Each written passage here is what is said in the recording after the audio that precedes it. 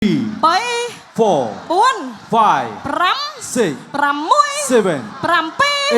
8 Oh my god so strong ចាខ្លាំងមែនទេចាអត់ទៅណាទេចាជ្រុលមកវាយសង្វៀនធំឯងសួយដល់ទីបញ្ចប់មើលកុំឲ្យគេថាមករកអានណាវាយអញ្ចឹងកុំឲ្យអ្នកគ្រប់គ្រងគុណខ្មែរថាដល់ដលងឥឡូវនេះចូលមកជាបណ្ដាទៀតវាយយ៉ាយ៉ាវត្តមកជើងអត់ចំគាត់ឲ្យធាក់មួយវ៉ាន់កាត់មកជើងមីវ៉ាន់ថងកាត់មកជើងមីវ៉ាន់ថងមកជើងមីវ៉ាន់ថងតាក់មកដៃពីឡាសែន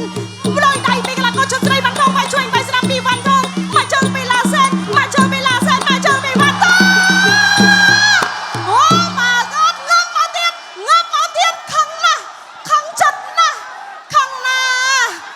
ទៅរួយក៏យ៉ាងណាអត់ទេ សូមប្រោទួនទី